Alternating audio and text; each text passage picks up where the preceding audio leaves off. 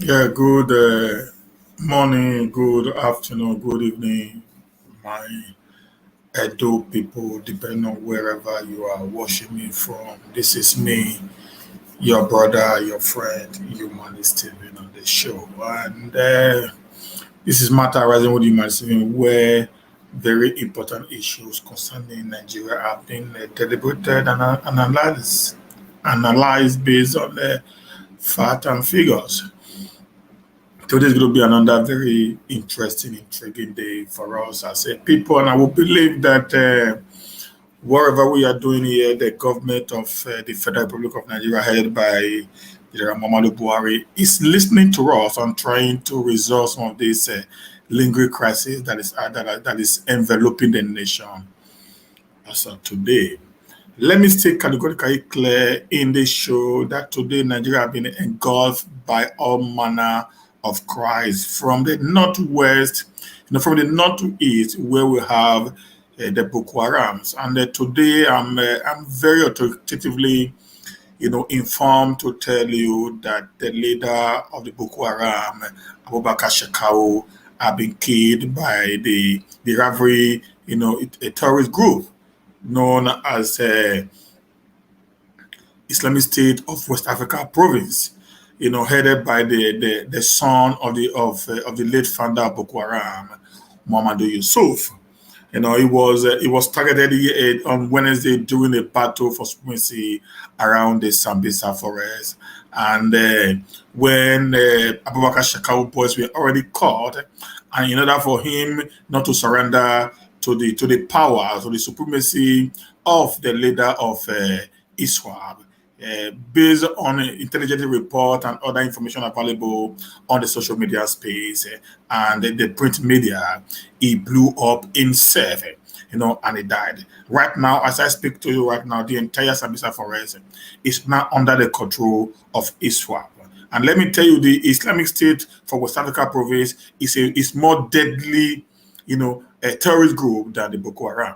Boko Haram even have some little level of sympathy, but these guys do not have anything for sympathy. These guys are after Christians, not just they're looking for Islamic State. They are after Christians, just the way and manner it was being displayed in Syria and Iraq during the Syria war that actually brought about this ISIS, that we all know.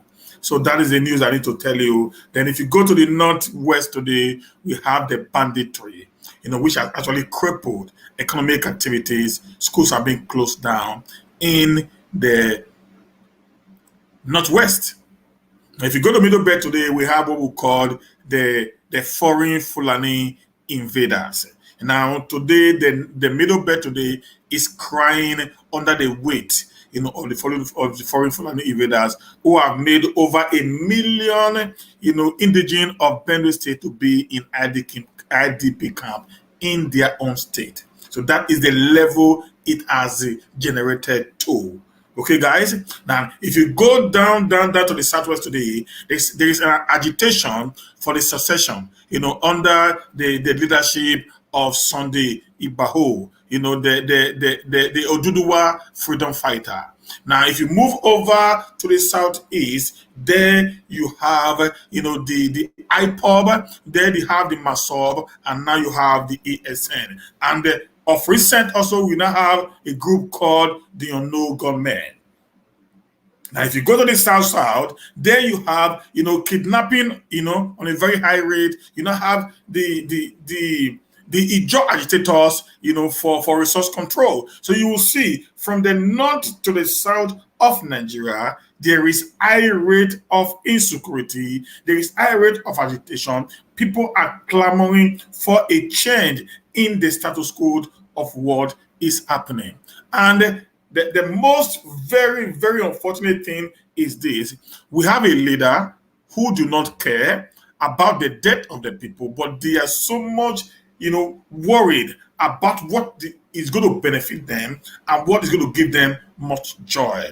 Yesterday, the entire governors, in the Tennessee State of a Federation, led by the Akeredolu State Governor, had a visual meeting where they increased, they proposed the increment of fuel, PMS, probably known as fuel or petrol, from 380 naira to 408 naira 50 kobo in the next few months.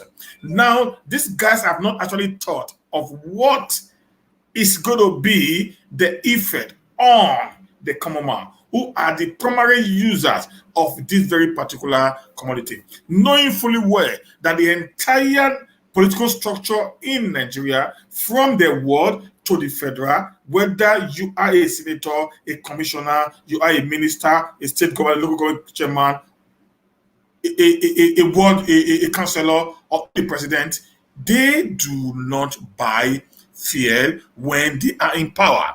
And most of these people, like Rotimi Amechi, have been in government since 1999. For example, people like Rotimi Amechi have been in government since 1999. The former Zamfara State Governor, Sherima, have been in government since 1999. So since 1999 and for 20-something years, these guys have not actually spent a kobo from their resources. They've not spent a kobo from their, salaries and all that they have stolen. Everything is kept somewhere. They live on the taxpayers' money. So they don't actually understand the multiple effect, the negative effect of their decision on the people. Okay, guys, and this actually, makes me bleed in my heart when I see leaders that we actually, trusted with power, that we sold our franchise to by electing them to go and represent us. We get there, rather than representing us, they began to represent themselves. And this is heartbreaking, this is heart-tearing, and this is preposterous, guys. Now, today we're going to deal with so very many issues from the north to the south on how the Nigerian state is being governed today. Another great news I'm going to tell to you on the international scene is today they have been able to have a broker with the help of the Egyptian government between the Palestinian Hamas and the Israeli government. Now, as of today, they have agreed on a ceasefire, so there's going to be no more bombing from the Israeli side. Neither is going to be any rocket being thrown from the Gaza side from Hamas in the Gaza side of Palestine. So today we're going to, at least from tonight, we're going to have some relative peace in the Middle East, because the tension has been so much that people began to get scared, because the entire IOC, the League of Islamic countries are already, what's it called now? Getting prepared, to join in the war. And this, we're scared that there's going to be an escalation of the war that would have led to a very unreasonable, high proportion. Because as of yesterday, 4 rockets was shot, from Lebanon, from Lebanon into Israel, and we thought, oh, this is going to be something different and that the Israelites cannot be able to contain. But thank God, as of today, there's already a ceasefire, that a peace that have been brokered, and we are believing in the next few days everything will come to normalcy, and the nations of Israel and Palestine will return, back to their normal way of life, at least temporarily, anyways. So these are some of the issues that we're going to discuss today. Welcome to the show. If this is your first time of being with us on the show, please kindly subscribe to our YouTube channel, Nigeria Watch YouTube, and give us some like, and always leave your comment behind for us. The reason why we need your comments is for us to actually know how much we are impacting in you. What we do, what you think we are not doing well, please drop your comments so that at the end of every show, we take our time to go through every comment on the comment section to know how we can be able to redirect or rearrange or re-strategize our mode of operandos in the show. I would so love you to drop your comment. If you're not subscribed before, please just subscribe, be a part of the show, so that anytime I'm online, you can get quick notification on how we do things here. Because if you're on Facebook, follow me on Matter Rising with Humanist TV, or follow me on United States Nigerian, Facebook pages, both on Facebook. So having said that, let the show begin, guys. Thank you very much for today. Let me just look at the comment section. Okay, welcome my brother Joseph Sunday. We appreciate you for being on the show today. And also Hafiz Momodu, we also appreciate you for being on the show. So these are the guys that are just here. That please, if you are here, please just drop a comment so I can easily know that you are here. I can recognize your presence in the show. So now the first news we are going to talk about today is the foreign Fulani herdsmen have infiltrated the country, says David Umahi of Ebonyi State. The truth of the matter is this, guys. It's not the first that said this. Buhari said it. Excuse me, guys.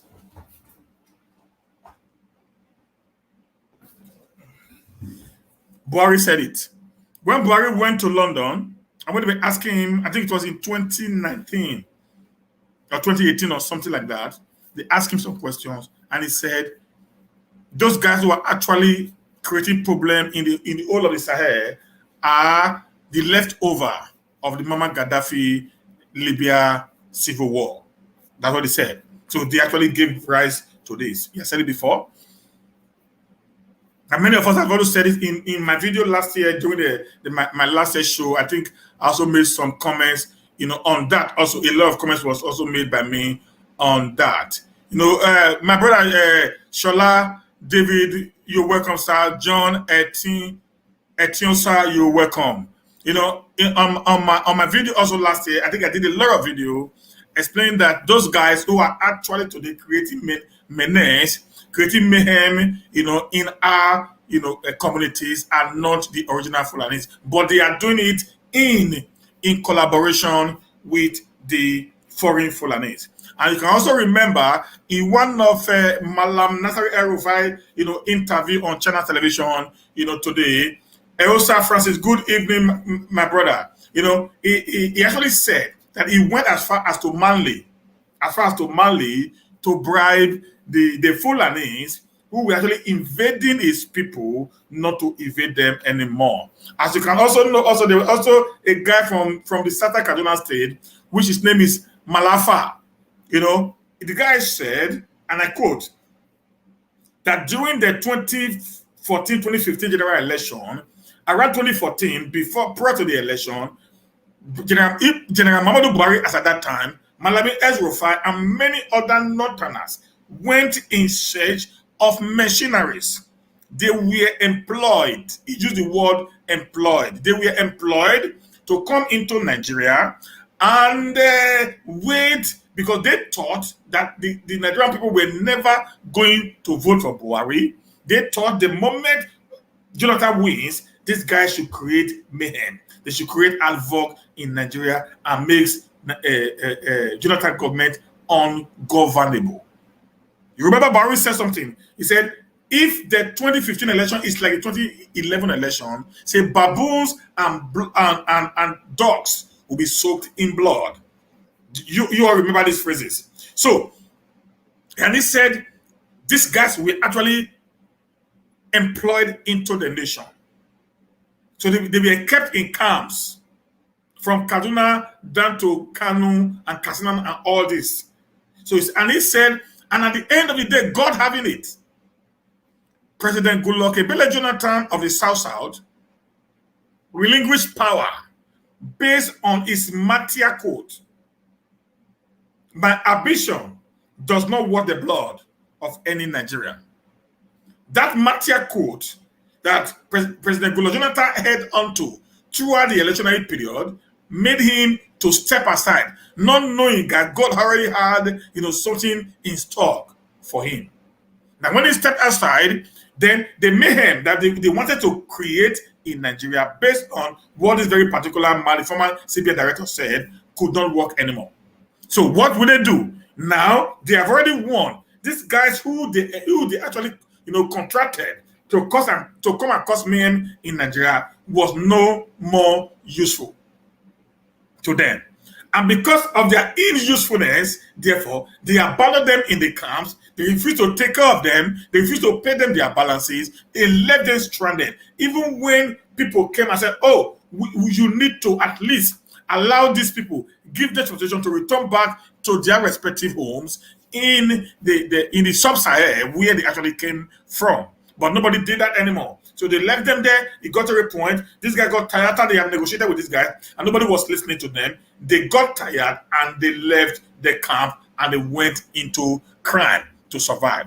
And while they were doing this, I found that it was actually profitable, the crime they were doing. So they refused to go back. They had to sit down and perpetually doing this crime. Do not forget, some few days ago, the 17 forestry students that was released in Kaduna State, the bandit told them, sent them to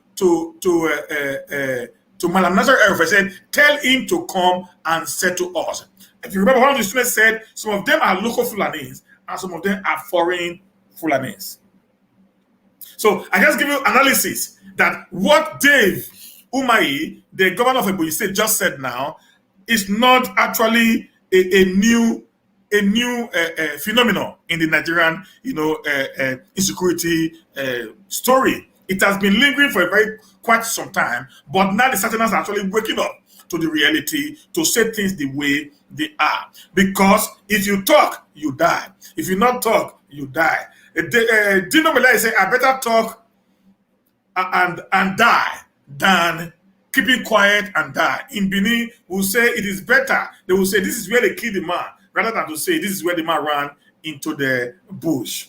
Okay, so that is why today most of the governors are tired. They begin to talk, having seen the handwriting on the wall that all these things is just an arrangement to silence the North from even speaking further. That is why when Buhari came in, he changed all the military architecture heads in the entire federation, except the Navy officer, who actually, because they don't have river in the north, it comes from the south. Every other military architecture in Nigeria today is owned, governed, controlled by the northern Muslim Fulanis. So it's a little bit tough for anybody to do whatever they want to do. So today they've heard these stories over and over again, but none of the military, architecture in Nigeria have actually taken a drastic action against them. But it is quick for them to go into IPOB camp, to go into the ECN camp, to go into the Yoruba nation, to go into the South and kill them and fish out our commandants, whatever they call them. But it's so much difficult for them to do the same in the North. Even when there is a known cleric, Sheikh Ahmed Gumi, and the quota system professor, Professor Usman Yusuf, who had on many occasions went into the forest, called all the bandits in the forest in 5 states together in a meeting at the middle of nowhere, being videoed, photos were taken with the bandits and these eminent northern personalities. Yet the federal government-led military apparatus cannot tell where these bandits actually resides.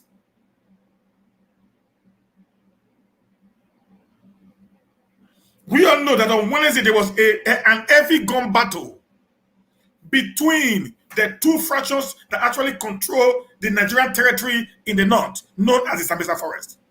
The ISWAP, the Islamic state of West Africa province, the ISWAP, and the Boko Haram, led by Abubakar Shekahu and the first son of the slain founder of Boko Haram, Muhammadu Yusuf. They said they were long period of gun battle between these two people, these two fractional groups. The federal government led military head of it.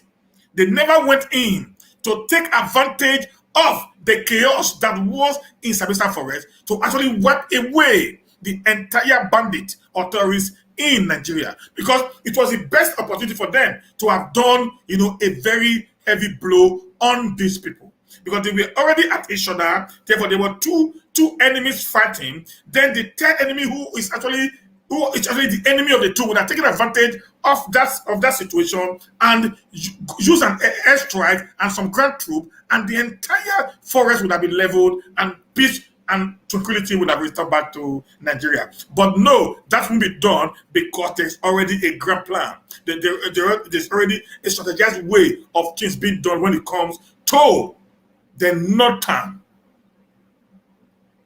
agitators, as Gumi and Yusuf, we call them. Say they are agitating. They just want peace. They want a more comfortable life to live in. So they won't be killed, guys. You see that now? So everything is just about, they have two laws. One law for the north and one law for the south. The law for the north, don't kill them. The law for the south, kill them. If even the report comes to my table, you know what I will do. I will defend you. Shoot them, go to every houses, get at the IPOB members and kill them, said the IG. Said the IG. Go there, kill them. Nothing happens. But when it comes to the bandits, when it comes to the Boko Haram in the north and the Fulanis in the middle belt, you can't kill them. You need to pray for them, said Vice President Yemi Osibanjo. When it comes to the Fulanis or to the bandits in the north, you can't touch them. Give them your land if you want to live, said Femi Adesina. When it comes to the north, you can't ban open grazing because it is impossible. It is against their fundamental human right to move from one place to another, destroying your livestock, raping your wife, maiming your mother, killing your sisters and your fathers, and creating havoc in your community. You do not have the right to say a word to them, said Malami, the AGF of Nigeria. An attack on Boko Haram is an attack on the north, says President Muhammadu Buhari. So having listened to all this analysis, so what David Umahi is saying today is not a new thing, but it is just re-echoing the already known, the already existing, crime that is being, perpetrated against the indigenous people of the South and the Middle Belt. I want to use this media again to call on the entire Southern Nigeria. It is time you wake up from your slumber. You have to forget about your differences. Let's work as a united, entity to liberate ourselves from oppression. Okay? Let me tell you something quickly before I continue. Do you know today in Israel, before the launch of the first missile from Gaza on May 10th, 2021, the Israeli government was already splitted because the prime minister today, Netanyahu, Benjamin, he was no more. He did not get the highest vote to remain as prime minister. So, and they were already preparing. They have done about 5 elections now, internally, not been able to get, who is going to take over from him or if he's going to remain, because he has some cases of corruption on his head. But the moment there was a strike against the Israel people, the Israelis, the entire nation of Israel sat together and took a firm decision on the way to go. They forgot their differences. They came together and said, we have one enemy, one goal, one purpose. This is what we must deal with. And they dealt with it drastically, that today the Palestinian Hamas are crying because of the heavy blow that was laid on them by the Israeli government. I'm not saying war is good, but I'm saying the unity that came there gave Israel enough power, gave Israel enough courage to stand in the face of the enemies that is trying to level their citizens and destroy their homes. But in the South today, many of the Southerners are still seeing one another as enemies, all because of utterances that were made. Like I've said in many of my videos, utterances cannot actually change what how I think or what I think about people. Okay? Now, I give an example of a story in the Bible when the Bible said, and the father came and said the first son, go do this for me. He said, I'm going to do it. But he never did. He said the second son, he said, go do the same thing for me. He said, I'm not going to do it. The second son did it. And I asked a question in my show here, who among them actually obeyed the father? Is it the first that said, I will do it, but never did? Or the second that said, I won't do, but went ahead and do it? And everybody said the second son. I said, that is just the issue. It's just mere utterances. Sometimes it does not actually carry so much weight. So we must put aside our differences and unite together to fight a common enemy. These guys are not playing. These guys are barbaric in nature. Their lives is in the forest. They live mostly the young ones, between the age of 15 and 25. They know nothing about civilization. They sleep with animals, live with animals, make love to animals, live in forests. So they are still very primitive in their thinking. So that's why when they slaughter people, it means nothing to them. It doesn't actually have anything to do with their system at all. Because the life they live is a life that is archaic and barbaric. So, but you in the South, you must join them together. Let's fight this fight. Let's get a better Nigeria, if not division, where you have equity, justice, fairness. Yesterday, I was listening to Captain Ben Obali, one of the guys who actually joined in the 1915 January 15, 1966 coup, the first coup. During the Oputa panel that the oppositors inaugurated during this time, and he said Nigeria has over 300 and something ethnic groups. That what they are saying today is let every ethnic group be respected. That the idea of we have three major ethnic groups and every other ethnic group is inconsequential is the cause of the imbalance in Nigeria. And someone again, I'm going to play that video later in the show, and somebody else again came in Northerner and make a very, very important statement. I'm going to play the audio to you to listen where he was speaking on the problem of Nigeria. So before we go there, let's hear what Governor Umahi had to say. It's on audio, so I'm not going to. I just have to explain what he said, but everyone is going to listen. In the southeast, you don't have cattle routes, but in the north we have cattle routes, and so nobody is going to say ban, open grazing, in some areas in the north where there are cattle routes, where they move constitutionally from one point to the other. But in the south, there is no cattle route. And so for you to move from one point to the other, you have to move through farms. You have to move through, population, dense areas.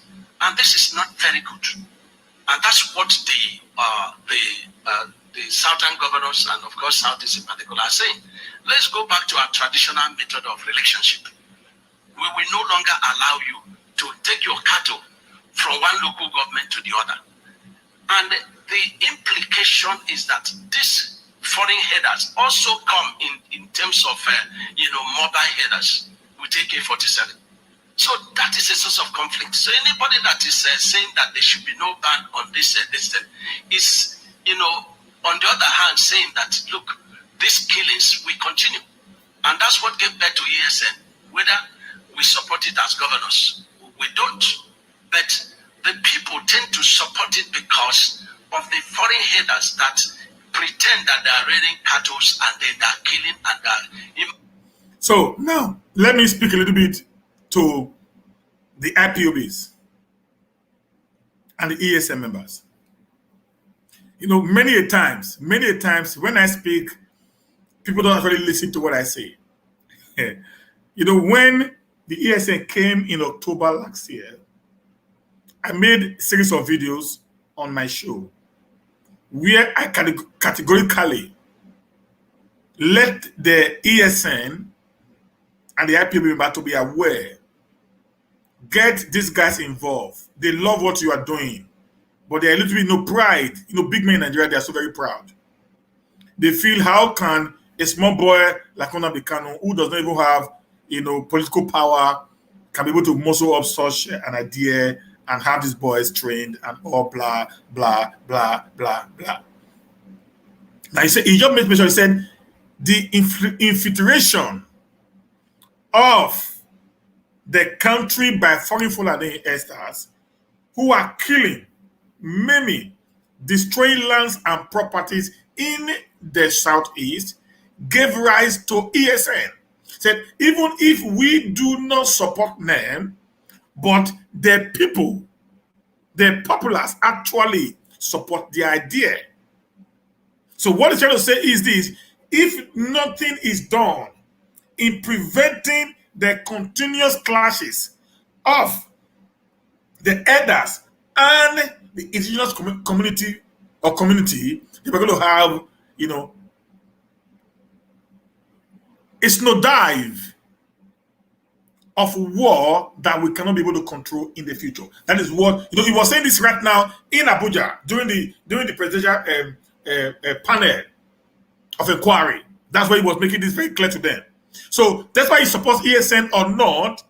He is telling them the rising of ESN in our forests is as a result of the continuous killing, maiming, harassment, destruction of farm and farm produce in the southeast gave rise to ESN. And when ESN came, the commandant of the ESN, my own village, the commandant of the ESN actually loved a white man was. The commandant of the ESN, which is Nnamdi Kanu, was loved by the people because he came to their rescue. Even when it was done illegally, they refused to accept that it was illegal because it actually brought them peace. Little peace was restored back to these people. I said something here. When the government refused to put legality in place, people will make illegality legal. I said it in my show. When the government refuses to put legality in place to checkmate some, excesses, the people will have no choice than to make illegality legal. That is why we see in Nigeria today where we call the jungle justice. The lynching of people. The perceived armed robbers. Perceived, like I said, in the Kama Road in Benin, 5 Fulanis were burnt to death. They caught them trying to kidnap. They didn't wait for anyone to come in. They took the law into their hand. We call it jungle justice, but they call it legal justice because they know the government had refused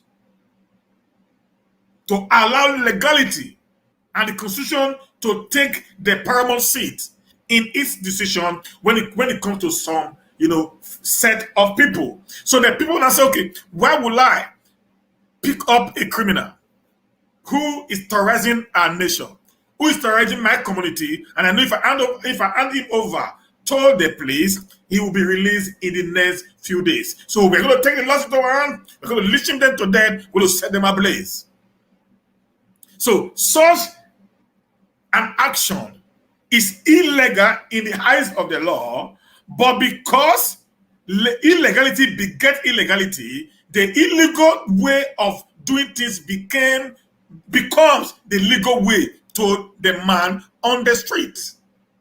So the ESN today, by law, it is illegal, but to the people of the Southeast, it is a messiah sent to rescue them from the perpetual, bondage or hostage of these foreign Fulanis who have invaded their communities.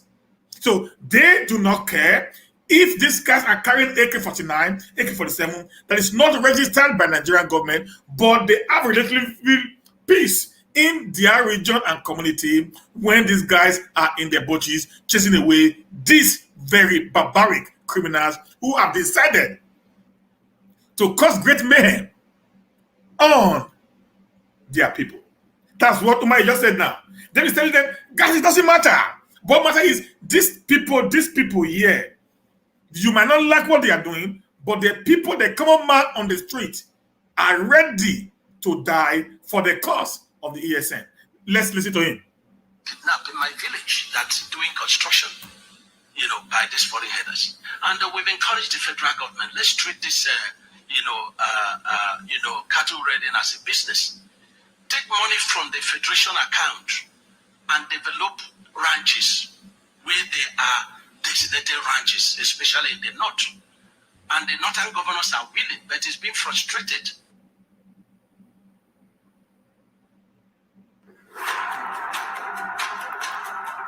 So, the northern governors are willing, but it is being what? Frustrated.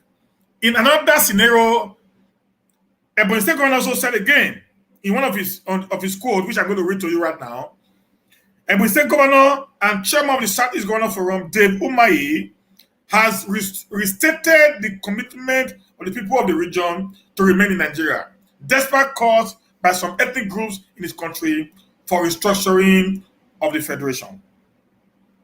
Speaking at the media briefing organized by the presidential media team on Thursday in Abuja, Umahi said Southeast Nigeria has no intention of ceding from Nigeria. He said, "We do not want to cede from Nigeria, but we want a Nigeria where justice and equity prevails. We want peace." I repeat, we want a Nigeria where justice and equity prevails. We want peace. Umahi also lamented the increasingly insecurity in the Southwest, noted that the peaceful agitation by IPOBs and other groups in the region have been hijacked by bandits. I'm going to say again. Umahi, who lamented the increasingly insecurity in the Southwest, noted that the peaceful agitation by IPOBs and other groups in the region had been hijacked by bandits. He explained that it is mere war propaganda, that foreign mercenaries are the ones causing mayhem in the region, stressing that citizens of the Southeast are responsible for the killings, burning down of police stations, and destruction of properties in the region. The governor said the agitation for a better region by MASSOB, IPOB, and the Eastern Security Network ESN are offshore of years. Take note of that. Are offshore of years of neglect by previous government, and called on youth and others to aggregate their demands for onward transmission to the federal government by the governors of the Southeast. I repeat again this one. Said the governor said the agitation of a better region by MASSOB, IPOB, and the ESN are offshoots of years of neglect by previous governments, and called on youth and others to aggregate their demands for onward transmission to the federal government by the governors of the Southeast. He condemned the mayhem in the region and urged security operatives in the region to intensify effort in curtailing the situation. The Ebonyi State Governor stated that it is dangerous for anyone within the region to say there won't be an election in the Southeast in 2023. He said the attack on INEC offices within the region are being carried out by bandits and criminals to destroy the image of the people of the Southeast. On the ban on open grazing by the Southern Governor Forum, Umahi said anyone who says the practice of open grazing should continue wants killing to continue as well. End of quote. So this was also another session where Governor Umahi came up, tried to explain. I know it was playing politics there, but I decided to re-emphasize some of the things that actually make sense to every political animal in Nigeria. One of those things was the agitation of MASSOB, IPOB, and ESN are legitimate agitations. The agitation of the Oduduwa people by this very particular statement from Dave Umahi are legitimate agitation. They have been the sidelining of some regions, of some ethnic nationalities in the nation for a very long time. So if they're agitating for self-determination, it's as a result of the injustice that have been meted on them for a very long time. So how do you solve such problem when the problem of agitation is as a result of injustice? You must try to correct every injustice that have been meted. But does Buhari listen? The answer is no. He never cares. I don't know if Buhari is the one governing Nigeria today, because with the rate and manner things are going, it is getting a little bit troublesome and worrisome to people like me to actually understand if the man in Aso Rock is actually the man in control of the government. Has he been taken over? Has he been hijacked by the cabal, according to Aisha Buhari, the wife of the president, has said in one of our adboards that Buhari had been caged, he had been captured, that the presidency had been hijacked by cabals led by Mama Daura and the late Abakari and Shehu Gaba and many others, northern oligarchies who are actually in Aso Rock today, taking charge of the daily or the day-to-day activities that's happening in the nation. If that is the case, then Buhari may not even know, because most of the time you talk to him, he will tell you, I don't know. He will tell you, I don't know. Most of the times, he will tell you, I don't know. I'm not even aware that this thing happened. Okay, guys? So let's go to the next one right now. Please drop your question, drop your comment. We'll come back again and deal with them before we call it a day. Now, the open grazing ban, our decision is irreversible and will be enforced. Akeredolu fire back again at Malami. The Ondo State Governor Rotimi Akeredolu says the decision of the southern governors to ban open grazing is irreversible and will be enforced. Akeredolu, who is also the chairman of the Southern Governor Forum, said they are ready to defend the legality of the decisions in court. He's reacting to the statement by the Attorney General of the Federation, Abubakar Malami. Malami, during an interview on Channel television program Politics Today, faulted the ban of open grazing and said the governors do not have the right to do so. Ondo Governor, in reaction, said Malami, comparison of open grazing to auto pass trading is not only strange but also annoyingly and betray a terrible mindset. He stressed that the southern governors are most willing to meet him in court. I have just read the press statement credited to the Attorney General of the Federation and Minister of Justice, Mr. Shehu Malami's son, on the resolution of the Southern Governor Forum to ban open grazing in their respective state. The AGF is quoted to have said that this recent decision, among others, is akin to banning all spare parts traders in the northern part of Nigeria, and it is unconstitutional.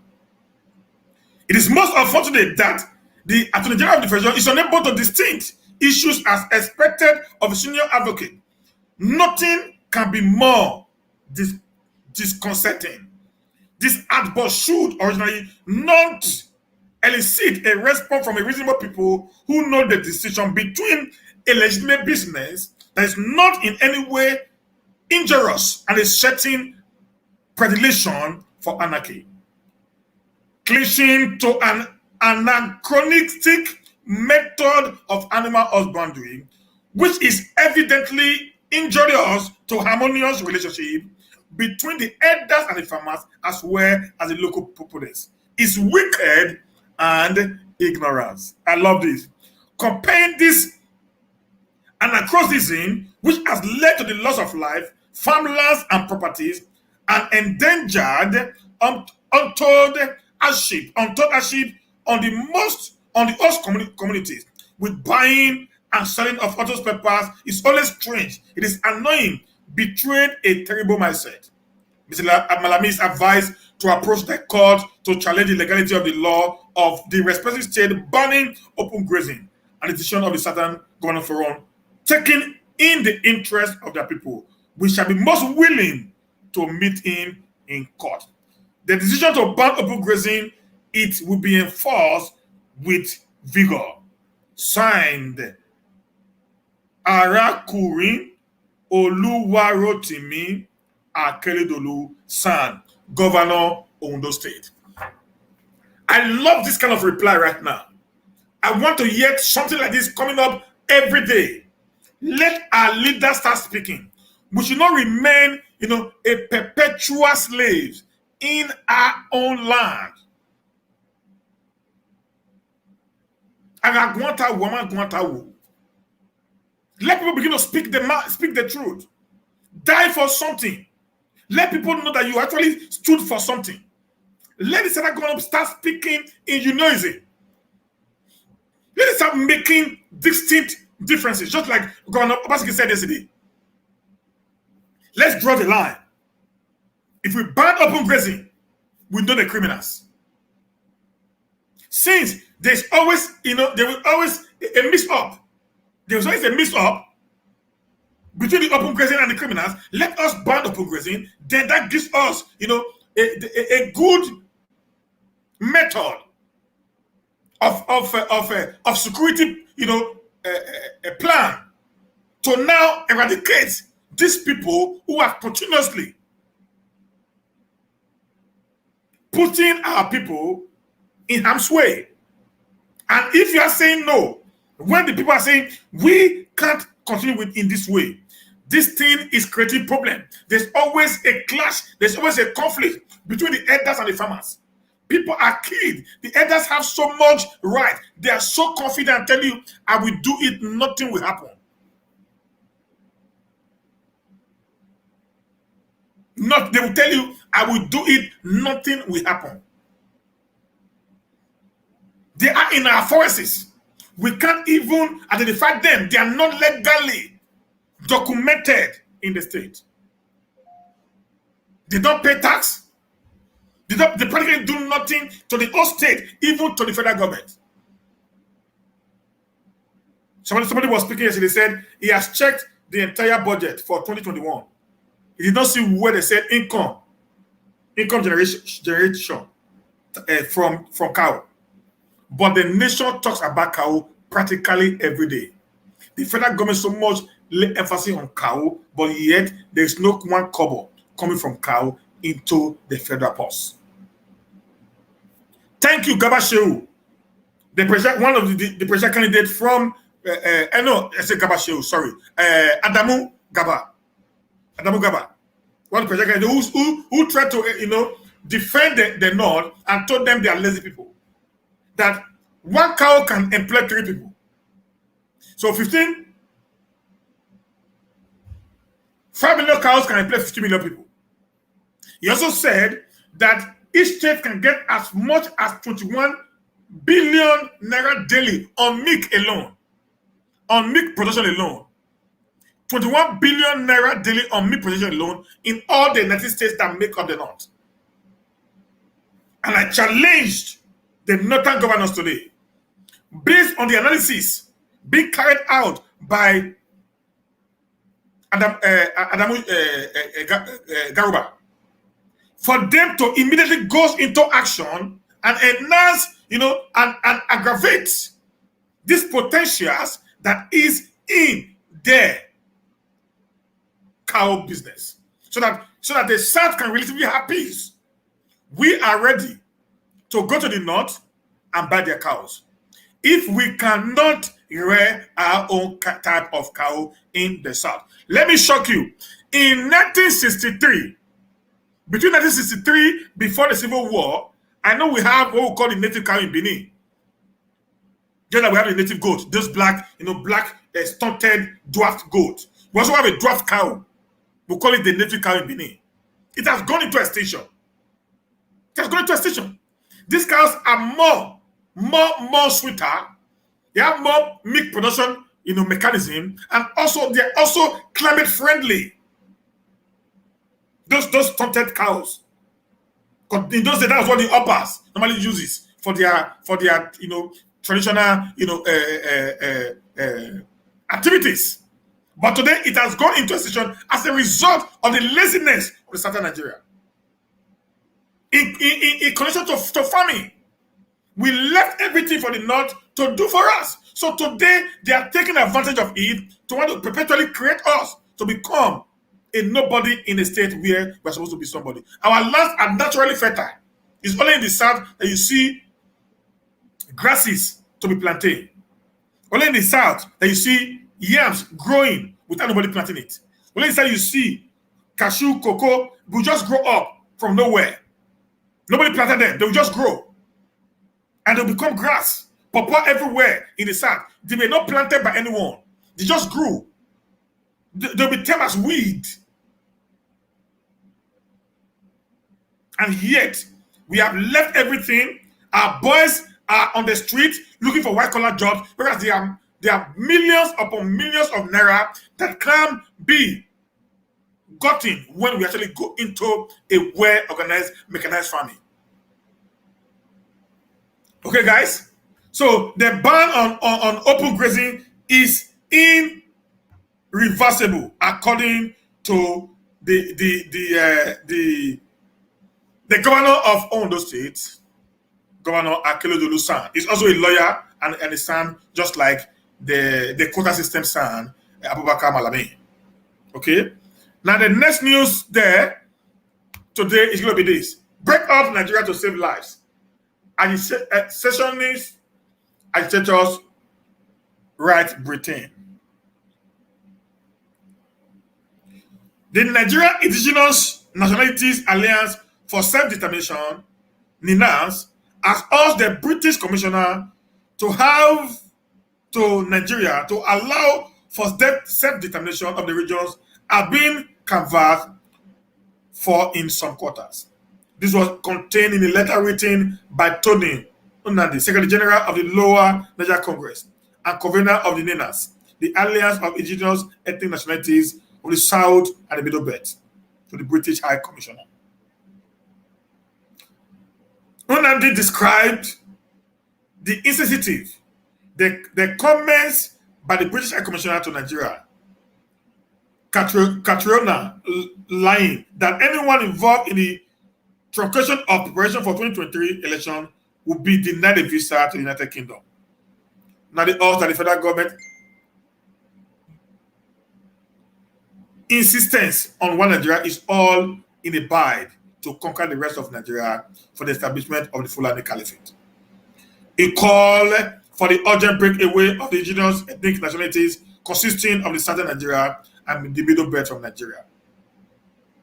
When the failure to do this will lead to enslavement and possible extermination of the people. He wrote, "It is no longer a matter of debate that the Fulani Caliphate, currently masquerading as the federal government of Nigeria, is on a ferocious conquest mission against the indigenous nationalities of Nigeria in a desperate bid to create homeland for all the Fulanis in Africa. It's no longer a matter of debate. The self-conquest campaign, which is being executed in some kind of joint ventures with the global Islamic terror network ISIS and Al-Qaeda, openly operating locally as Boko Haram, ISWAP, and Fulani herdsmen, is dressed in a grab of a jihad in which the Fulanized Nigeria will be the new operational hub of their global terror network. It should not be a past debate that the two choices opened to the utterly endangered indigenous nationalities of Nigeria is either to immediately dismantle the failed Lugania experiment of 1914 and make a bold to safety and freedom from the union of debt the world cost Nigeria, or to preserve Nigeria for complete Fulani conquest and their own extermination. For every day we, not caliphate the rest of Nigeria, delay the application of the only viable remedy to the ongoing Fulani conquest as law, we potentially increase danger danger we are in and enhance the success potential for the Fulani conquest mission.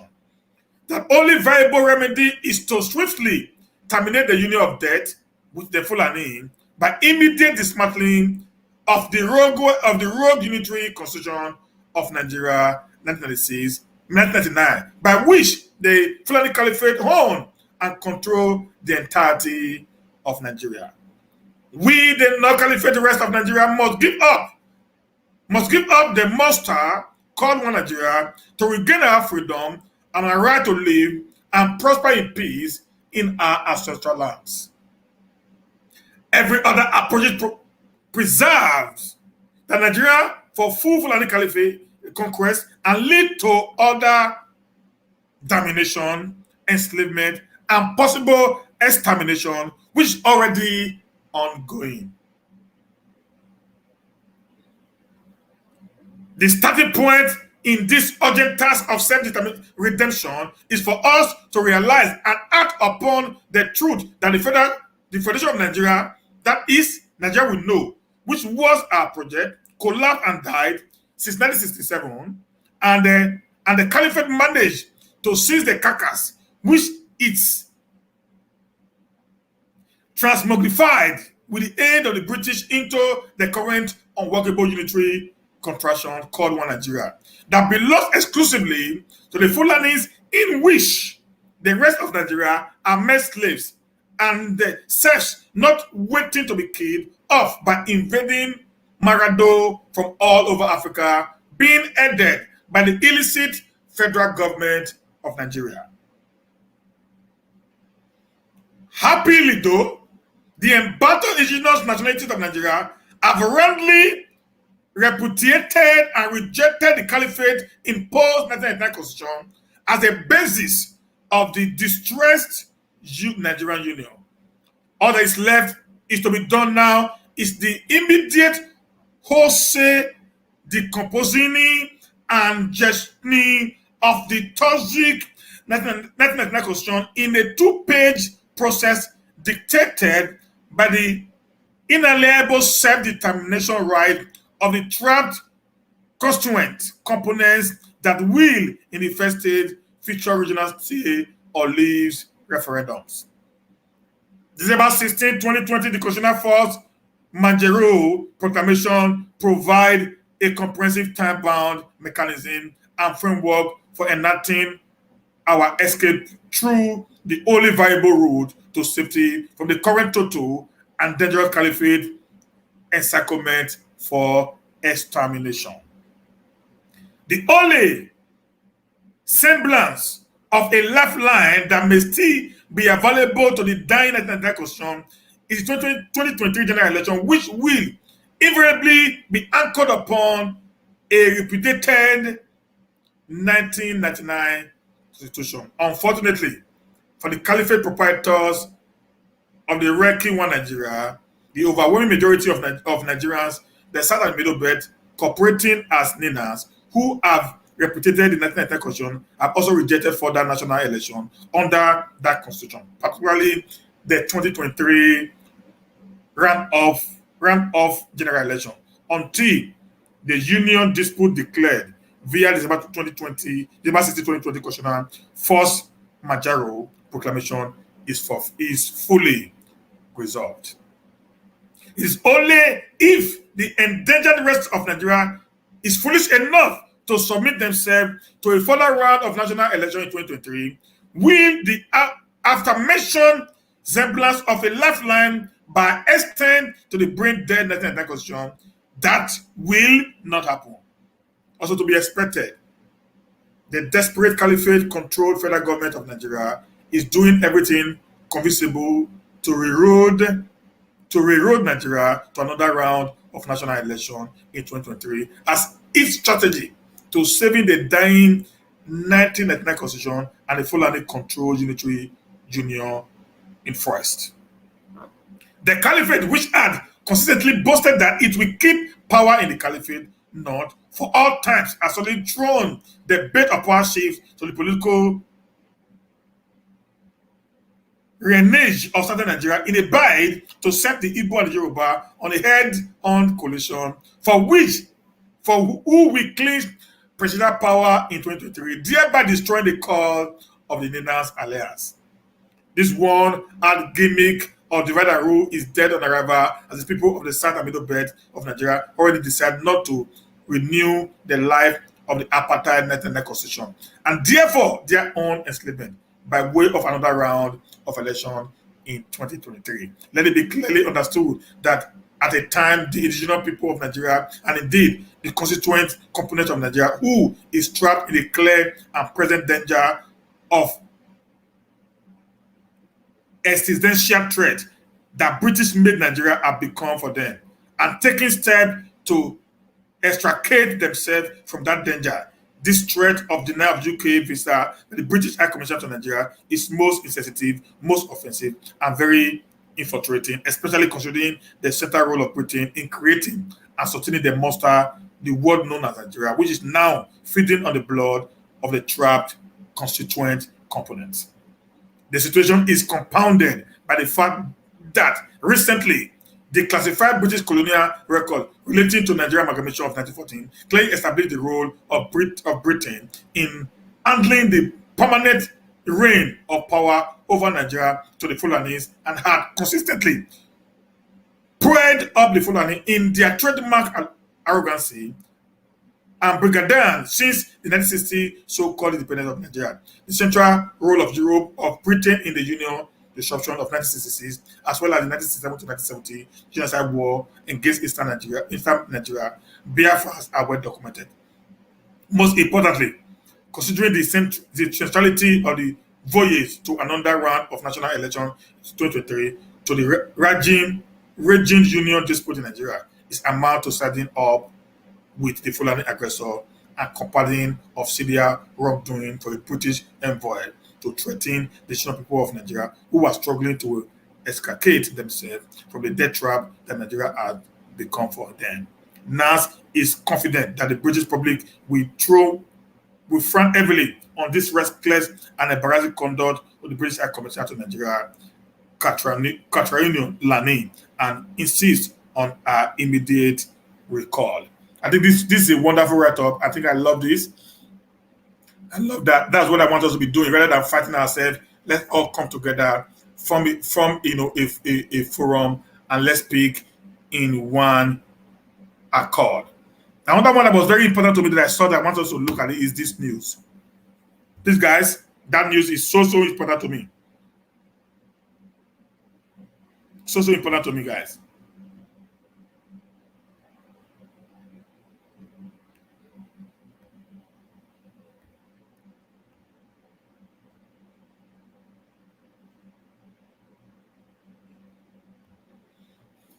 This news I saw. When I saw this news, I was like, wow.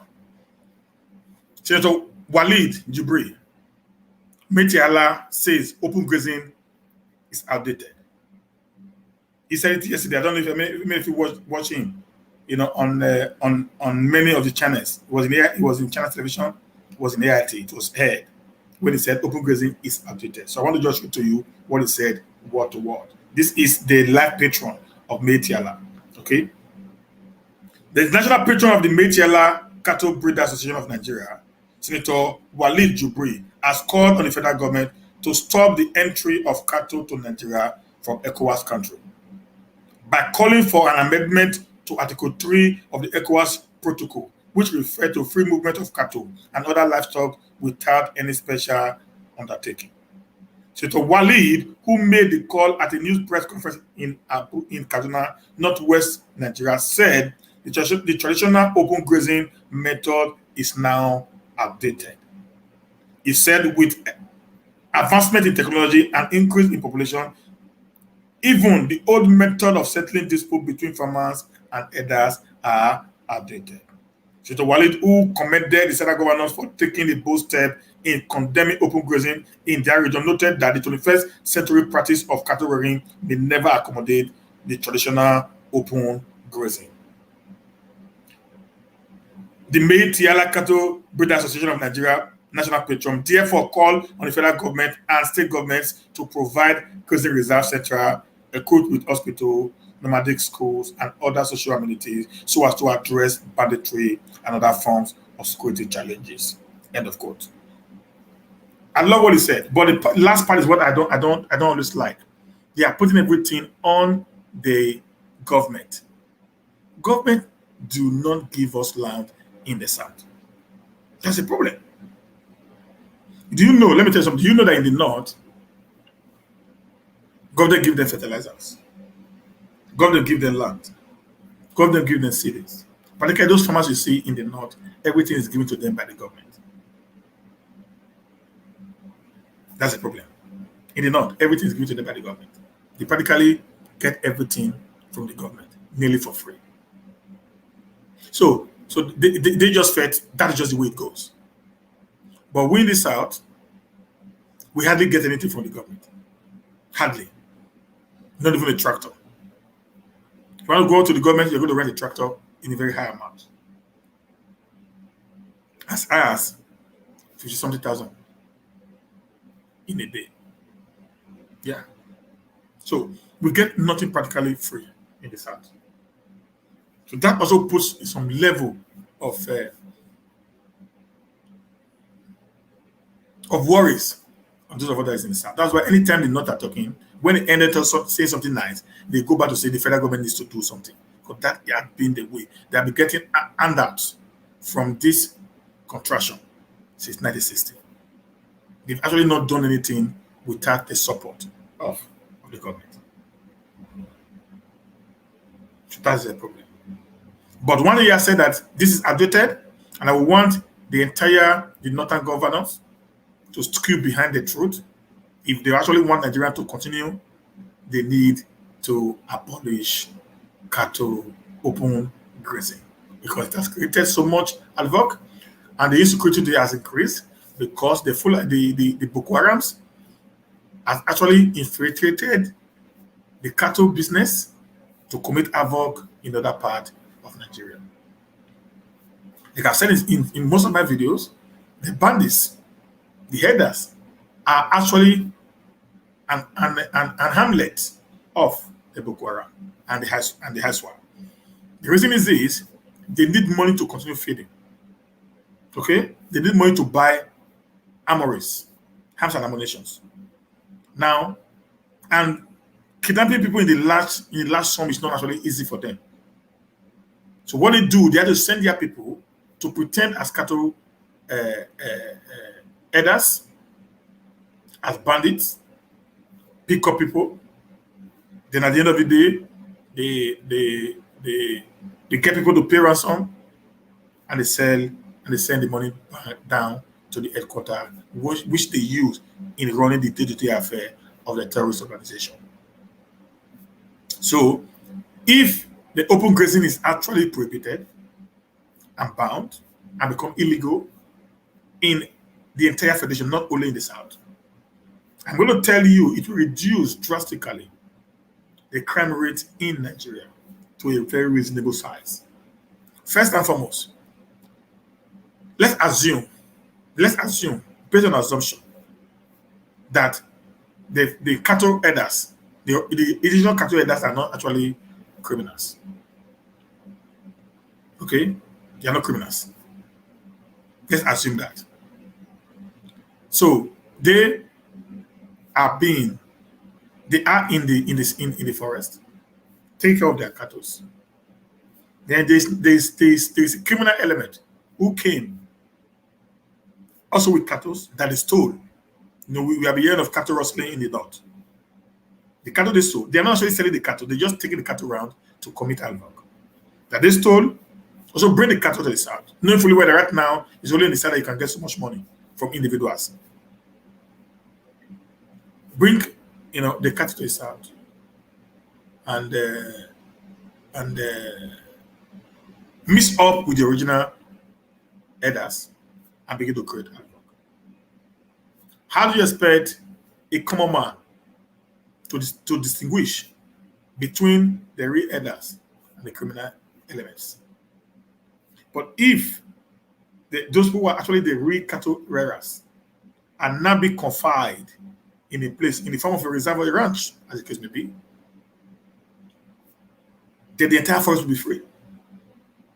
So there's no way you'll be in the forest with cattle for no reason, or with guns for no reason. So it will also give the police and the community police in each state, the Bibiagu, the Amotekun, and all that and that, to not be able to actually go into there and fish out those that are actually hiding behind the cattle rearing, but committing great crime and havoc. It's simple and pure. This is just logic. Maybe may not only be the Fulani that are actually involved in this wide criminal activities of kidnapping in the south. Maybe some Southerners that are involved. Because I just listened to a lady, who was killed, why she was who was adopted while she was going to from Owerri to Port Harcourt, where they went into this vehicle. 5 of them ladies were kidnapped, and 3 of them were killed, slaughtered in her presence. Some of them, their breast, private part, their eye, their tongue, wherever, were taken away. Their heads were taken away and sold to this demonic, people, and who, because their parents or their siblings or their family could not actually pay the ransom that they demanding for. And the video went viral. So those guys that were actually involved with that, we are not from, they're not. But if they commit a crime, if that this woman actually came out alive to tell the story, we would have said it was the Fulani herders. So this, sometimes when people talk, this Northerners should, as a matter of fact, let their brain reason a little bit. Let them think like people that are normal. We are trying to actually salvage the already battered name of the Fulanis in Nigeria and around Africa, around West Africa. We, the Southerners, actually love them more than the Northerners, who give them AK-47 without no education and allow them to trek from Sokoto to River State. If you understand what they go through in trekking from Sokoto to River State, it will tell, even for you to trek from a junction to the main road, it's a difficulty for me. If I do that, I'm going to have muzzle pull. Not talk of me trekking from Oredo to Selu Market, maybe from Rigo to Selu Market.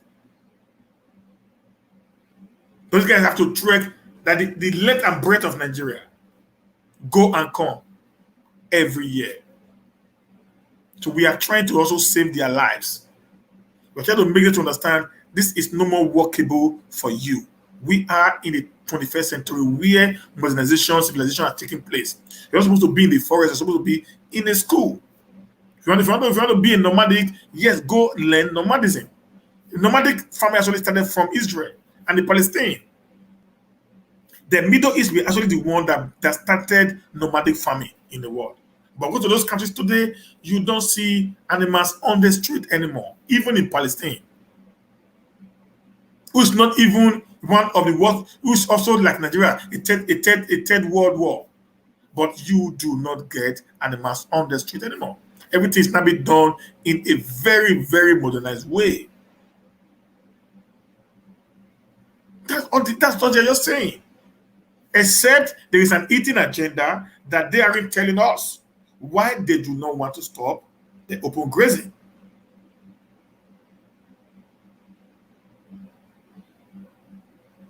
Okay? That's the issue there. So this is another news again that we have to look at today.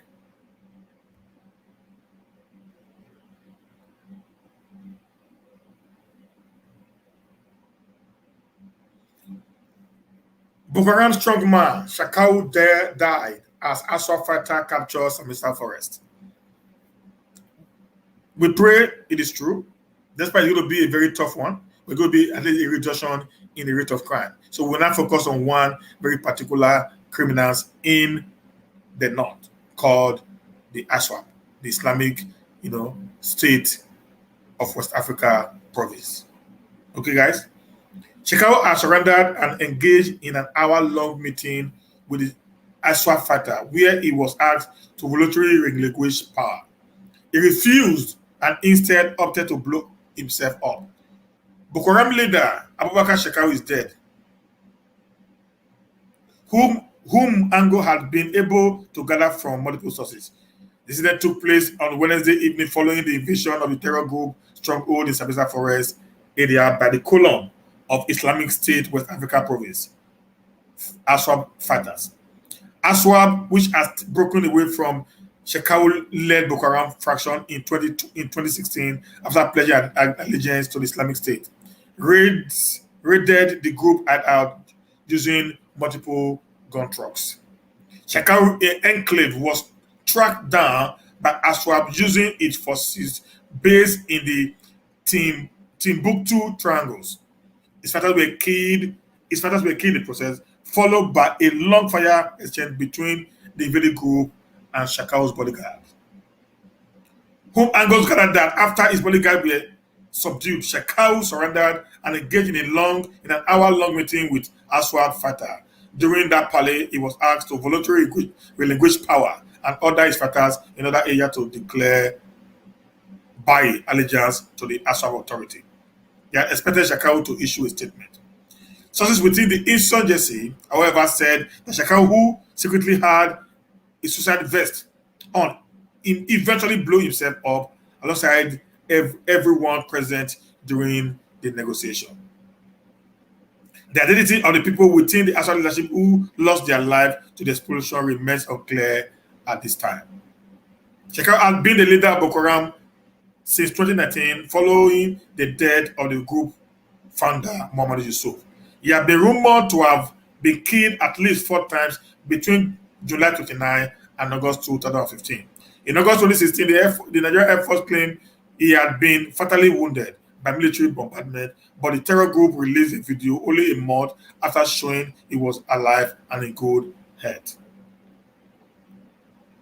The Sambisa Forest area had been a stronghold of the Shekahu-led Boko Haram group, also known as the Jamhat al-Has Sunali de Wahai.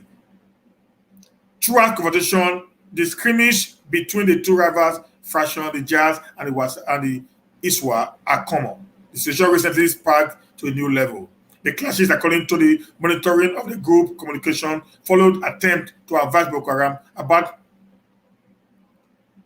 over Russian Tafriq, non-believers, nation or doing so incorrectly. Since Sambisa Forest from Jazz also hold the promise of offering increased protection to ISWAP fighters from military extract, which its stronghold in Lake Chad area are prone to. So he's dead. We pray he's dead. We just pray that continue to be so, guys. So this was what Falana said to the man who we think to be our sorry guys, I need to check for this. I hope I have it here. I should not make the mistake I made yesterday again. Okay, I have it here. So the objective Nigerian constitution doesn't give animals right to move freely, destroy farmland. Falana tells Malami. So we'll just go through this little. Senior lawyer and human rights activist Femi Falana said the northern governors long prohibited roaming of herdsmen with cattle before their counterpart in the south placed a ban on open grazing. He affirmed that Constitution of Nigeria does not provide for animals to move freely, destroying farmlands. Falana said this in a reaction to the Attorney General of the Federation, Abubakar Malami, criticisms of the move by governors in the southeast, south, and southwest region to ban open grazing. Malami on Wednesday on the national television likened open grazing in the south to dealing in spare parts in the north. Hence, saying certain governors cannot stop Fulani herders from moving their cattle around in the southern terrain. Falana, however, said the Minister of Justice was wrong in his assertion, as the constitution that allowed people to move freely does not give animals the same right, especially to cause destructions to farmland. This was contained in a statement Falana titled Northern Governors Forum ban open grazing before Southern Governors Forum, which was made available to Sahara Reporter on Thursday. The Attorney General of the Federation and Minister of Justice, Mr. Abubakar Malami, son, was reported yesterday to have condemned the ban on open grazing by the Southern Governors Forum. The AGF stated that the ban on open grazing is unconstitutional and its effect and affect the right of herders to move freely in the country. With respect, the ban on open grazing has not affected the right of herders to move freely and acquire land in any state for the establishment of ranches in line with the provision of Section 41 and 43 of the Constitution. Since the Constitution does not cover the right of animals to move freely and destroy farmland, it is grossly misleading to give the impression that the ban on open grazing has abrogated the right of herders to carry out their businesses.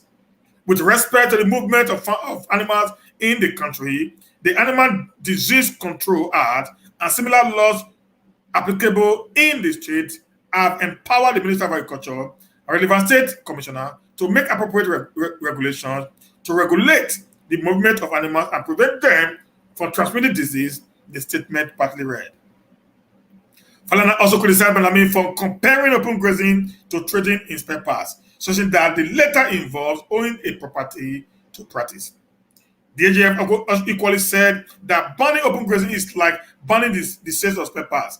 This comparison is not applicable as the sellers of motor parts who operate in shops and markets in all states have not been accused of engaging in the killing of fellow Nigerians and destructions of their properties. Besides, those who sell spare parts outside their states of origin either acquire properties or pay rent for their lawful businesses. However, in order to halt the incessant violence clashes between farmers and herders, who had led to mindless killing and wasteful destruction of property in many parts of the country, the federal government and 36 states have, at various fora, banned open grazing in all states of the Federation and the Capital Territory. Falana continued in the statement. The activist lawyer further provided instances at which the Northern and Southern governors have endorsed the banning of open grazing. In a view of the desperate move of some members of the geopolitical classes to divide the Nigerian people along regional bases, it is pertinent to draw the attention of the members of the public to the following reports.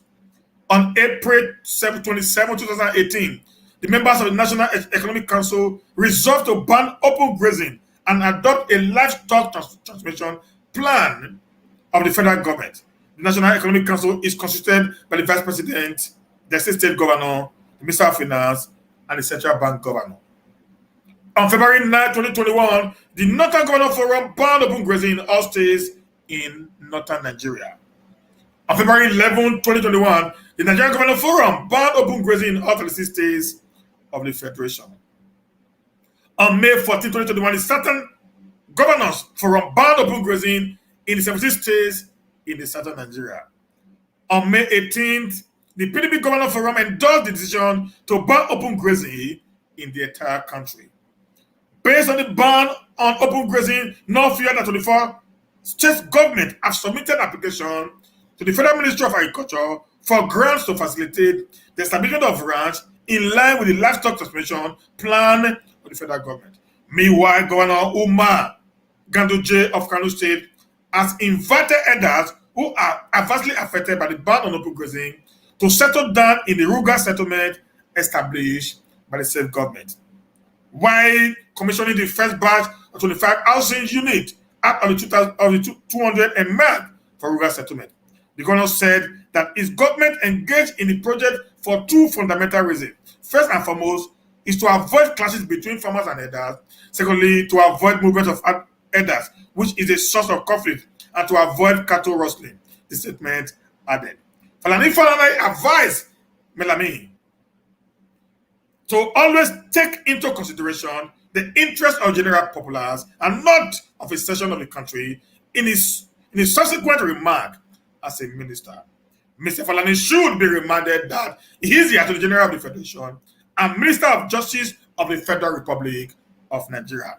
So in making statement, he should always take due regards of the sensibility of every part of the country and respect all legitimate interests of the entire people of the country. Mr. Malami should please stand up for social justice and unity of Nigeria in the interest of all as required of him in accordance with the oath of office under the 1999 Constitution, Falana concluded in the statement. That statement is self-explanatory anyways. We don't even need to read it over and over again. It is a well self-explained, statement by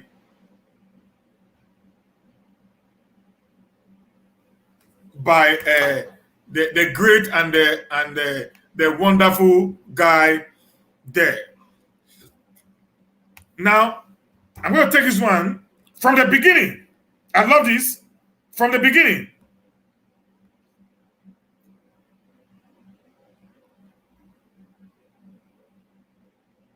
From the very beginning, when we were amalgamated, to the very beginning we became a nation, we got it altogether wrong. You bring in people of different culture, different belief. Please, I don't know if you are hearing. If you are hearing that, let me see if I can get it in the other phone here. This one has a more better. Maybe this one might have a more better loudspeaker for me.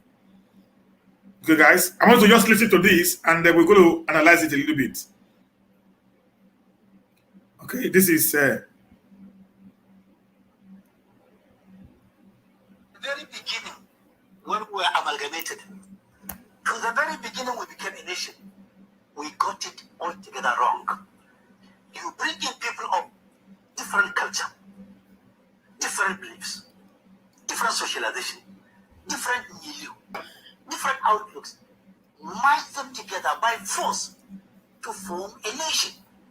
Only the initial builders of Nigeria had a clear vision and a mission, devoid of any sentiment. Soon thereafter, it became clear that it was a wrong union.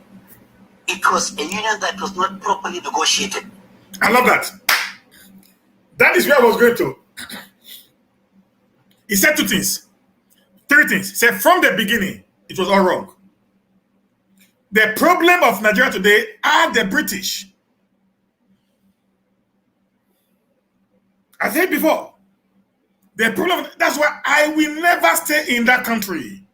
Never. I can visit there, but the problem I am passing through today as an Edo man is the British government. Because before they coming in of the British government to those entities, those nationalities, those kingdoms, those nations that were already existing in the constitutional Nigeria today, they were great development. These guys were moving in a space that you cannot even think of. How can you imagine?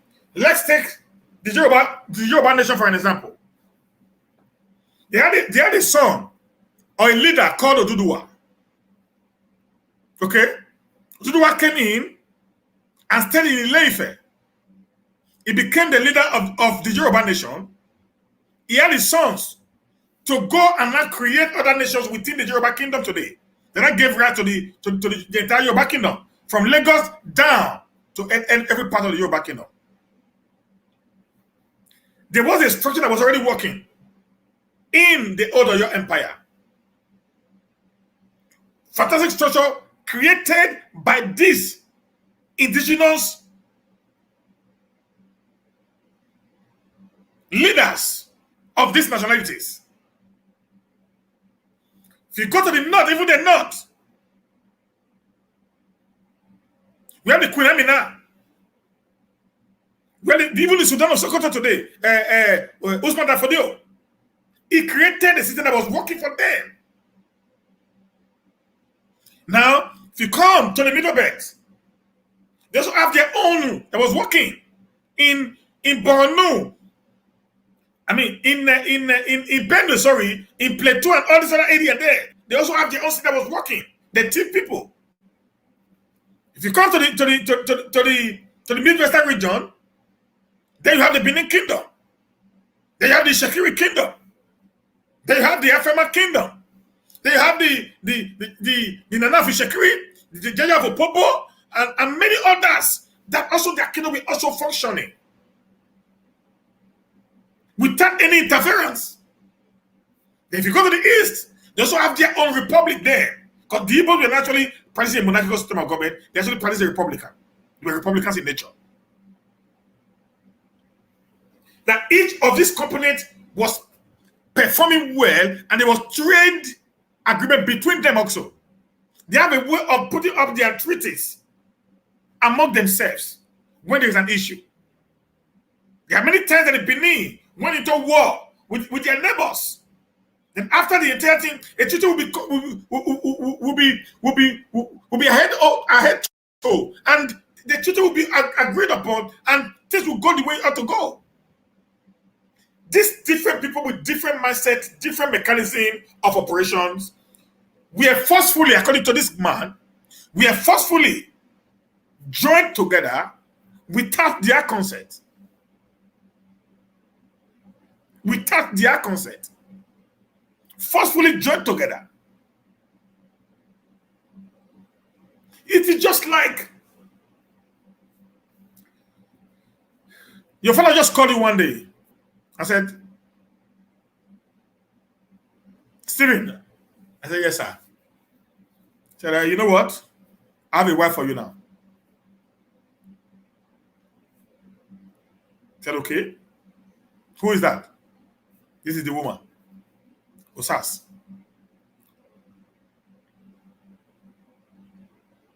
But daddy, I don't really know her. It doesn't matter. Marry her. When you marry her, you will know her.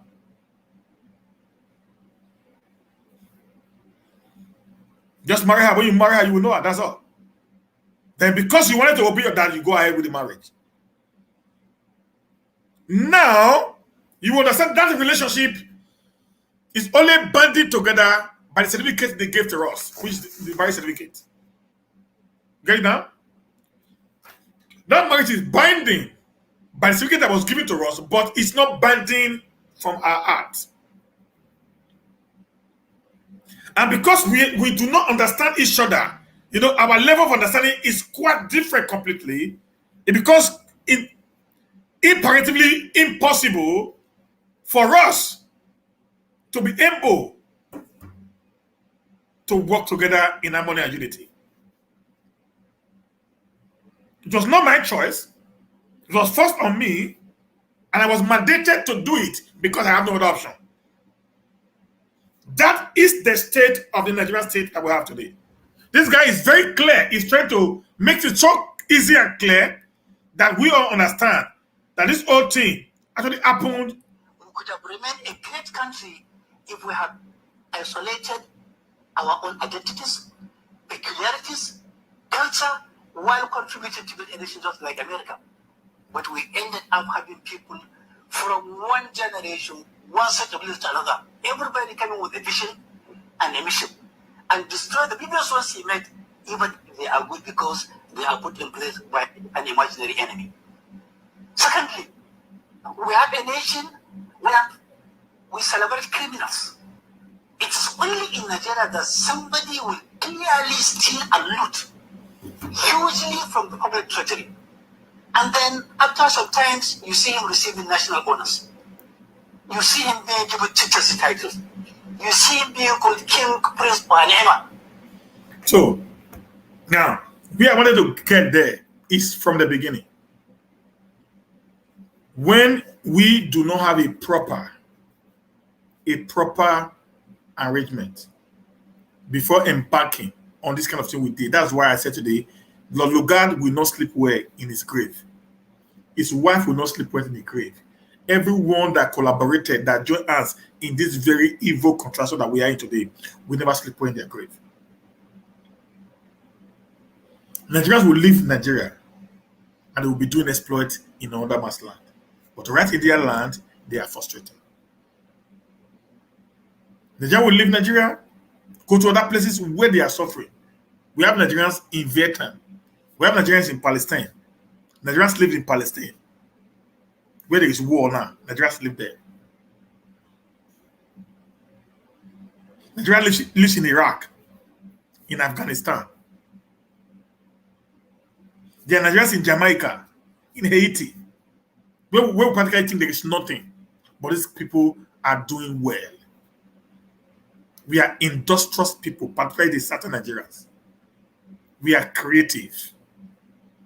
Look at what the Southern Nigerians are doing today on the social media. There is no job. Many Nigerians today have created jobs for themselves by shooting comedy kids. Yes.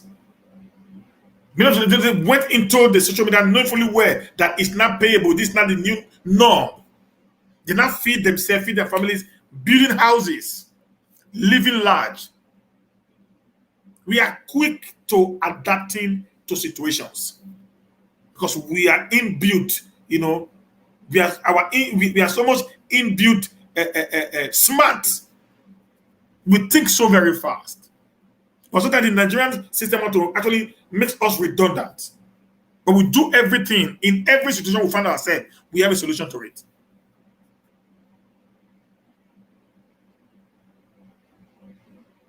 You believe me or accept it or not, Yahoo might not be a good thing. But it is the ingenuousness of the Nigerian people that actually brought them to that level. If they were actually Europeans or Americans, this guy would have been taken, retrained, refurbished to do exploit with that intelligence that they have. If somebody like Hush Puppy can hack banks in the US and other parts of the world, so that shows there is a level of ingenuity in him, but he has thrown that very ingenuity into negativity based on the economic action that is in the country. That's the issue there. So it means we are smart Nigerians. We are smart people.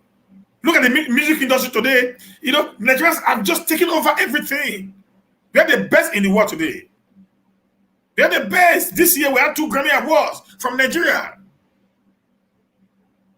We are best in Africa in Nollywood movies. We have the highest number of social media presenters today in the world, in the South alone.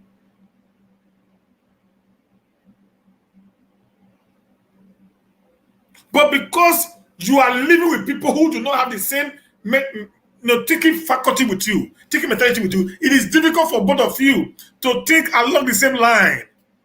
That's what that kills your thinking. It destroys you completely. It tears you apart.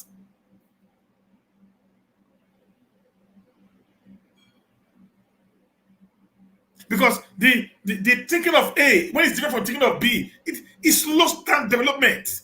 Sometimes it makes the smart one to become very, very dull. Because there is a pullback at every point in time when you want to take the first step. Let me say this. People will say, I always support the Igbos. I will continue to support them because they are my brothers. If you don't like it, sorry, there's nothing I can do. In 1967, when the war broke out,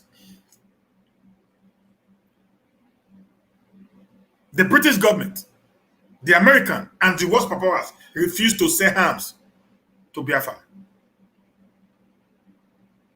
They refused. Completely refused. What did Biafra do? They went inward. They began to develop their weapons by themselves. Turning abandoned vehicles into war vehicles. Building their armory all by themselves from the scratch. Building a refinery in Enugu to fuel what they were doing at that time. Between 69 and 70, even while in the heart of the war, they practically produced everything that they used in fighting Nigeria for 3 years.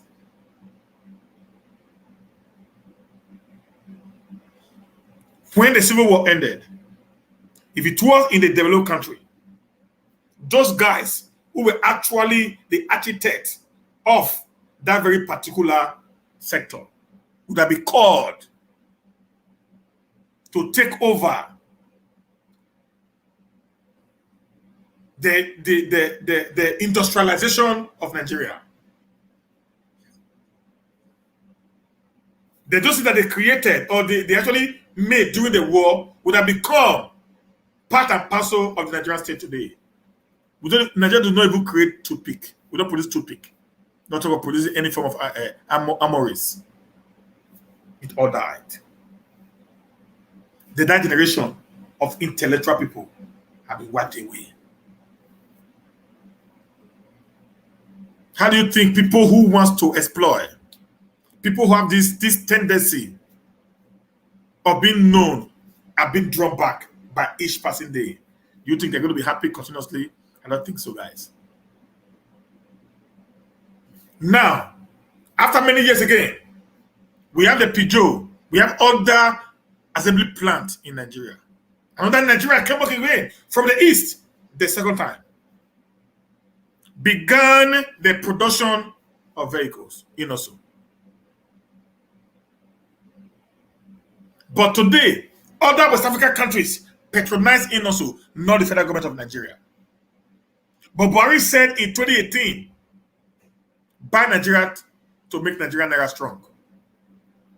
But the car that Buhari uses today is not made in Nigeria. Check every country in the world. In Sweden today, the car that the Prime Minister uses is a Peugeot. I mean, it's a Volvo. The king of Sweden today, who is like the head of the Swedish government, the car he uses is a Volvo. They patronize their own make. Yeah, you can have other cars, it's okay. But the major government functionaries patronize their own make in order to give backing to the people. How many of Inoso motto is in the federal government convoy? The truth must be said. How many? There is none. How many of the Inoso motto is in the federal parliament today? They said even in the east. How many of the governors in the east uses Inoso's mottos? In a country like this, where people want to strive to attend stadium, and the people in the corridor of power want to make sure you do not get there, how do you expect people to continue in such a nation? How do you not want them to want to go away and enhance their self-determination ability? Look at the Israelites today. Before 1947, when they returned back home, who actually knew the Israelites? They were great men in the world. That's why they see today the richest guys in the world today are Israelites. Yeah, they are the Jews. They still control the world. American big bucks are Jewish people. Most of European big bucks are Jewish people. They still control the economy of the world today. When they were there for that 2,000 years, they were in exile. Nobody actually knew that there was any people like the Jews. Just like nobody knows if there's anybody like Nigeria today. But when they return back home to their own country, in these 70 years of their existence, they've become a worse power. People that had no land, they had no place to call home. They gave them a desert. They turned a desert into a beautiful city. All the things that they had in stock with them that they could not actually, exhibit in foreign lands because of the oppression that they were going through. They had the opportunity to start exhibiting them. Today they had one of the best defensive, ammunition called the Iron Dome, which can shoot down any advancing rocket from an external force, up to 90% or 95% effectiveness. So that to tell you, sometimes when people start agitating, they're not just agitating for agitation alone, because they find that you are killing them gradually. They have something to offer, but they are not being given that responsibility to do it. Do you think that Nigerians can produce guns? And I can tell you that if you give an Igbo man a chance, he will produce a gun. Ogyogo in Benin, those people that do Ogyogo in Benin, they know how to do gun. Most of those cutlass size guns are being done by these people in Benin there. Yes? But the moment they do the gun, the government will come and get them arrested because they said they are producing the guns for criminals. But we buy these guns from Russia. The AK, for example, it was made by a Russian. We buy this ammunition from other part of the world. But we have refused our own to do it because we felt it is coming from one side. And people are saying, okay, if you don't want us to display what we have, if you don't want us to actually be part of this nation or this contraction, why not let us go? Give us our freedom. Let us part ways.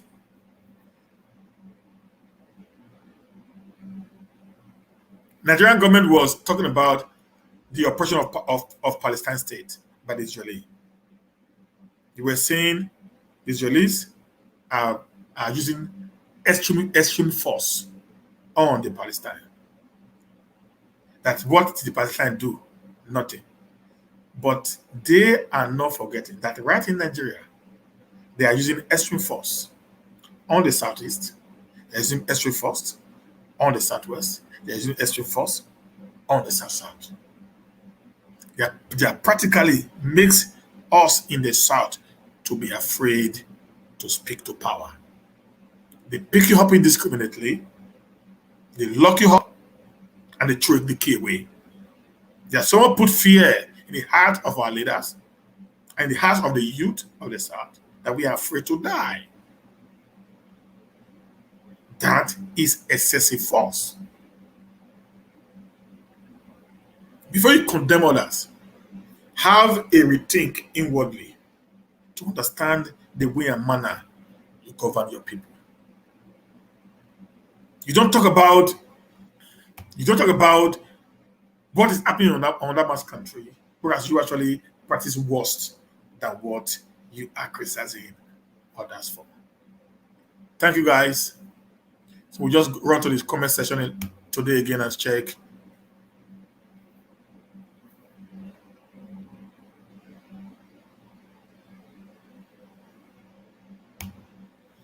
Yeah, Sonny Joseph say it is good to support what is right, also to a personal choice to support Igbo, but it should also be advised to stay away from other people's land. I love the Igbos, but I don't like some of the ideologies. Yeah, everybody does that too. Not just you, my brother. Everybody does that too. Okay, we don't like. It's not the ideology that we actually like. Okay, so but what we are doing is we are supporting what is right so that we can able to have freedom for us all.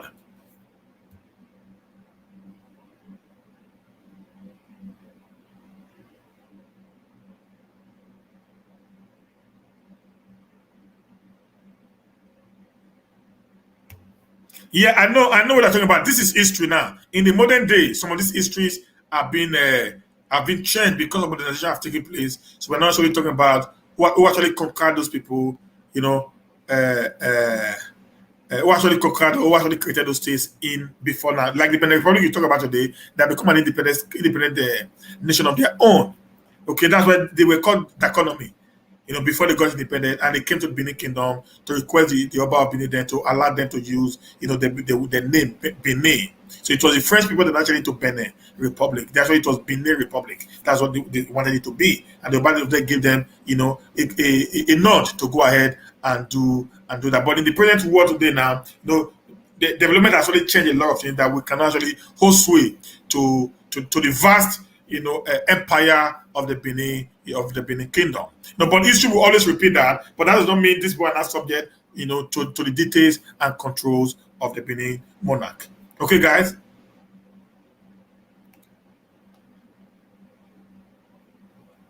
So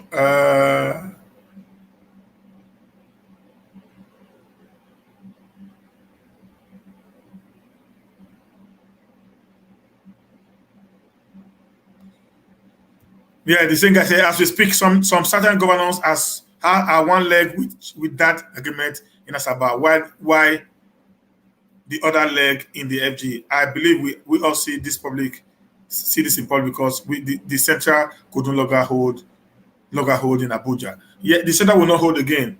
And I believe very strongly that the few ones who don't want to be part of it, like this 419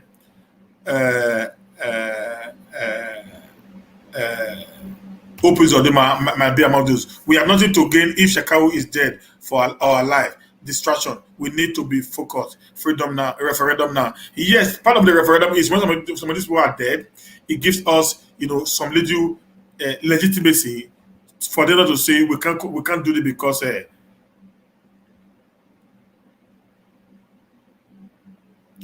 we can't do this because there's a lot of insecurity in the nation. Certain governors remember the killings in the southeast part of the southern region.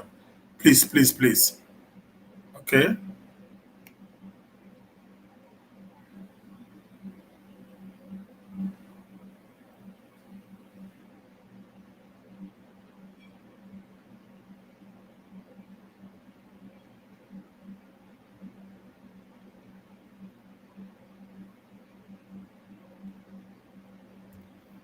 Then I would suggest Southerners to unite under one umbrella and begin hold meeting of good relationship, advance welfare of citizens.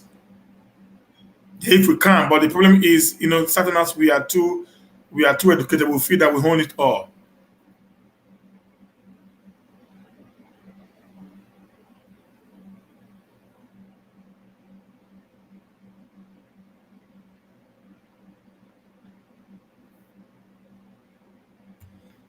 The Jewish people are referred to as Israelis and not Israelites. They are not related to the Jews of the Bible. They are Eastern Europeans that adopted Judaism as their religion. I don't know that. I don't want to talk on that.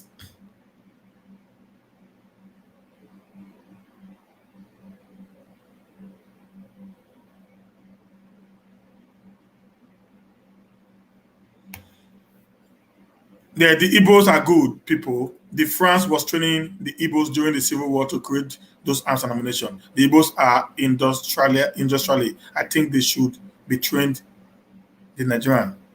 Yeah, that's what I'm saying right now.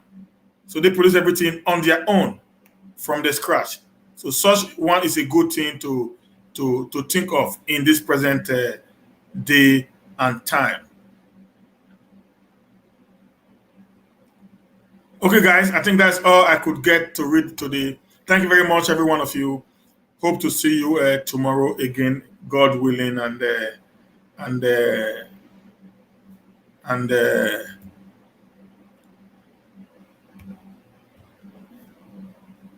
God willing, we'll see you tomorrow again. And if all things being equal, we are here at the same time to continue to elaborate on issues that is bothering us as a people.